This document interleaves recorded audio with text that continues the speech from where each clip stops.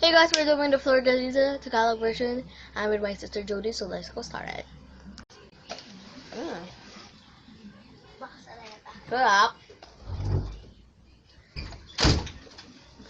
Nasaan yung biscuit ko dito? Nasaan yun? Alam ko na ako sinong kumuha, si Flor. Tuwag siya. Kumanda siya sa akin.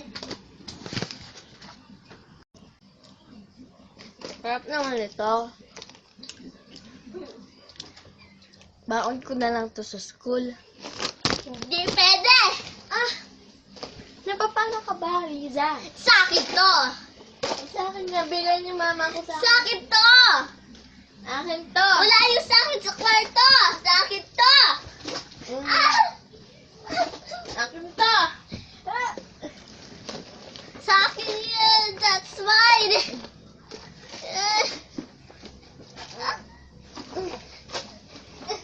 Hindi mo naman agaw to sa akin!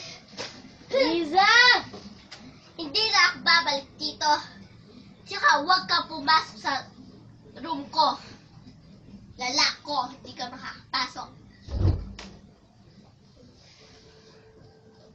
Sama naman ni Liza. Susubok ko siya sa mama ko. Ay, patay. Wala pala si mama. Kukunin ko na lang sa kwarto niya. Wow, ayun pala ha. Yan, may baon na ako. Bigla akong kalong pinasok. Sa akin yan, sabi ko na eh! Liza, ganyan ka. Dati mabait ka. Mabait talaga ako. Hindi lang ako mabait dahil nandito ka.